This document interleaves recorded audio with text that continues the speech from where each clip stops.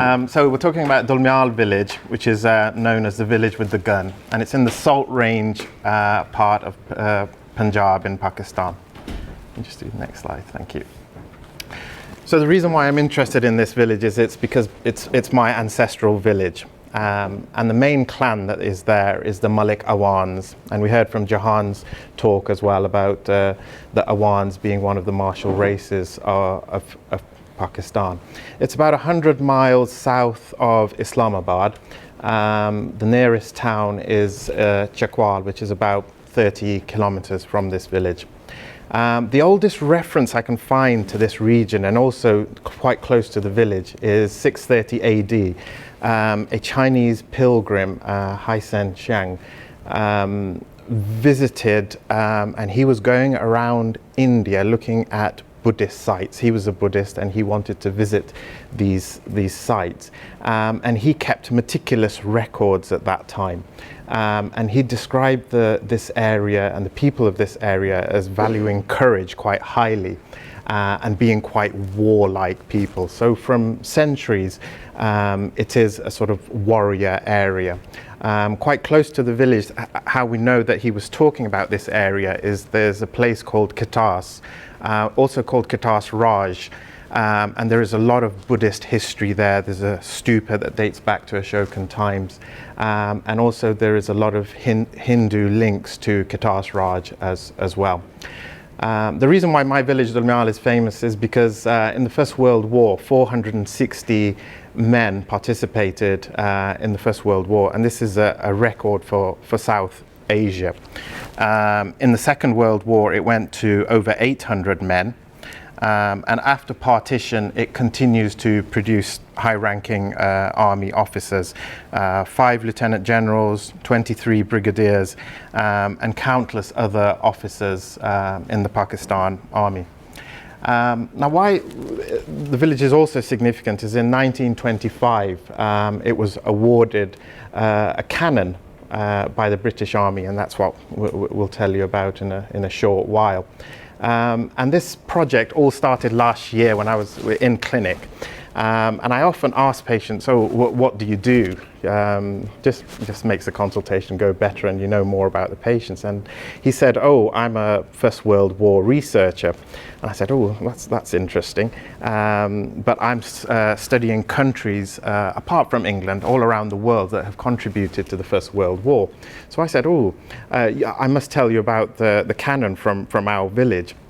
So I emailed him the details, and he was very interested, and then he's the one who put me in touch with the Centre for Hidden Histories at Nottingham Universities, who took the project further. So we'll go on to the next slide. So this is a memorial in the village. It's now in a girls' school, and that describes the 460 men during the First World War, and 9 of them gave their lives. So this is the picture of the cannon. So it's raised on a pedestal, marble surrounding, impacted in concrete. And this is the main focus in the center of the village. It's known as a Bloomfield design. It's a 12-pounder. The barrel was made in 1816. In the early days, in 1925, it was known as the Birdwood gun, because of Field Marshal Birdwood. It was his decision to allow the cannon to be sent to the village, and he later on became the Commander-in-Chief of the British Indian Army. This is another view of the cannon, and there's a memorial on one side that we'll just get a close-up of now. So Captain Malik Ghulam Muhammad, I'll mention him later on in the talk as well. So that's still in pristine condition at the bottom of the cannon. Thanks. A close-up of the Royal Artillery emblem, and that's in Latin, standing for "Everywhere where right and glory lead." Thank you. That's another picture of the village just looking over the lake. So it's got a very prominent position right in the center of the village. Everybody coming, everybody going, looks at the cannon and reads the memorial as well. Apart from that, it's like any other Punjabi village. This is another shot of the village. That's our local mosque. And this area is surrounded by small mountains. Okay, thanks. This is my favorite picture. This dates back to 1925, and that's the day that the cannon came to our village. So all of these soldiers, mostly officers, I think they were called Viceroy commissioned officers at that time. So you can tell they're extremely proud of what they've achieved and that the cannon has come to the village, signifying the vast contribution of the village. What makes this more personal is Captain Ghulam Muhammad, who is my father's maternal grandfather, so my great-grandfather. Standing in the second row there, that's my father's paternal grandfather, Subadar Muhammad Khan. The cannon itself, just there, it was based in Jhelum at the 1st Punjab Regiment. From there it travelled by train to Chakwal, which is 30 kilometres away from Dulmial. And from Chakwal it came via oxen cart. So there were 6 oxen on cart, and it took 2 weeks to travel that distance of 30 kilometres. When they had 5 kilometres to go, the oxen had enough. They couldn't go any further. And so they had to change those, rest those, and get 10 more oxen to finish the final journey. Thanks. This is, again, a more recent picture of the cannon. And it's a bit like a playground as well. The local children sort of play around it a lot of the time. So once the project had been given some publicity with the Hidden Histories team, I wrote to the Foreign and Commonwealth Office and also the British High Commission in Islamabad, giving some of these pictures and telling them some of the history of Durmial and the contribution to World War I. And the High Commission actually sent a team to the village, looking at the memorial, studying the history, talking to the local historian there as well. And they were having in November a World War I centenary reception in Islamabad, and they invited 3 people, prominent people from Durmial, to that centenary reception. And also they mentioned the village in the presentation and in the press release. After the press releases went out, this image is at AFP, the French press agency. It was pinged around the world. The BBC did a report on it. Al Jazeera recently have spent a couple of days in the village making a documentary about this cannon and about the history as well. So, you know, what started off as a small private project, it really took off in November, and it got published in numerous websites around the world, and also the British Future put it on their website as well. Thank you. So this is a close-up of the cannon.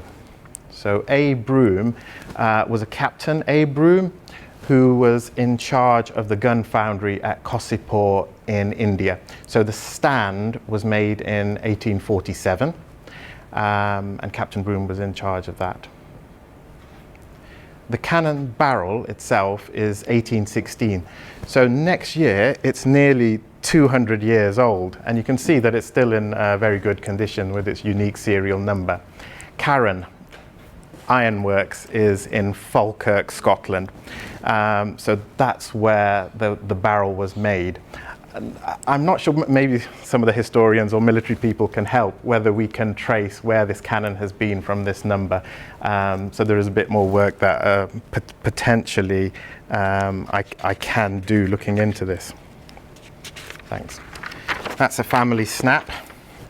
Myself, a younger slimmer, more hair, and that's my happy days. That's my son, who's 19 and at university at the moment, and also training to be a professional wrestler as well. It's just not good. Yeah, well, clearly he's following in the family traditions. Thank you. References. It's always good to document history with some references. So before I mention that slide, the first reference that I've got is 1917. Dulmial was mentioned in the war speeches of Lieutenant Governor of Punjab, Sir Michael O'Dwyer. And Jahan also showed a picture of Sir O'Dwyer as well. And it was in Jhelum Darbar. And he mentioned that in 1917 there were already 30 pensioned Indian officers in the village. So that was the first documentation that I could find. Now this is an interesting book, Wisdom and Waste in the Punjab village by Malcolm Darling there. This is 1934. So Malcolm Darling, he was of the British Indian Civil Service, and he travelled all around Punjab by horse, and carefully, again, meticulously recording his findings date-wise, going into the village, talking to the children, talking to the women and farmers, finding out what occupation they're doing. And it's a very rare book. But it's a fantastic read, and it covers a lot of the mindset of Punjabis and how things have developed over the 100 years in Punjab. Thanks. This will be hard to read, but in that book there's a reference to Dulmial. I'll read it out for you. Awan village of Dulmial, close by, produced more recruits in the war than any other village in India. 460 served out of a population in 1925 of only 879 males. So that 879 males included the elderly and boys as well. So 460 out of that participated in the First World War. So basically, if anybody was fit and well, they joined the army. And that's quite a significant proportion, and that's what the record that Dulmial has. Moving on to the next book is 1957, the next reference, the History of the Indian Mountain Artillery by Brigadier General Graham, who apparently spent about 3 months living in Dulmial as well, because he was friends with one of the soldiers there. Thanks. And in that book there is a picture of Captain Ghulam Muhammad. So this is different from my great-grandfather, who's got the same name. And he was one of the most highly decorated soldiers of our village. And he's got an interesting history as well. He was part of the Derajet Mountain Battery and was part of the Lord Roberts' famous march from Kabul to Kandahar in 1880. So that's where his military career started off. And he performed very well on that march and was promoted quite quickly. And he was the gentleman that the British asked, what award do you want for your village? Money, water, food. And at that point, they could have chosen anything, but he chose a cannon. And lots of people have asked me, why did he choose a cannon? And the villagers at the time were questioning him as well, and said, you know, you could have chosen anything to help this village, but you've chosen a lump of metal. You know, why choose a cannon? And the reason was he was a lifelong gunner, and he just that's all he knew, and that's what he wanted to have as a memorial in the village. And I think 100 years down the line, it is because of the cannon that I'm here talking about this and remembering this history, because it's a symbolic feature. Had that cannon not been here, it just would have been stories that might not have got passed down the generation as it is now. Okay, this is my final slide. So this picture is from 1911, London. And this is the coronation of King George V. Again, Jahan showed us a picture of King George V. And my great-grandfather is there, Subedar Muhammad Khan. And if any, again, there's historians here and there's military people here as well. If anybody can help me identify this prominent British officer in the centre, that's another lead that I can follow. But I've only got hold of this picture in the last few months, but it's just showing the unity, British officers together, Muslims, Sikhs, Hindus, all together. And I think for the coronation, about 700 soldiers from the Indian Army came over to commemorate the coronation. So that's the last slide. So just in summary, that Durmial village has a very unique and extraordinary history. And I have to thank that patient that I had a chat with last year who put me in touch with the hidden histories at Nottingham University. And I'd like to thank Michael Noble of Hidden Histories, who's helped me launch this project and also helped me prepare the slides as well. So thank you.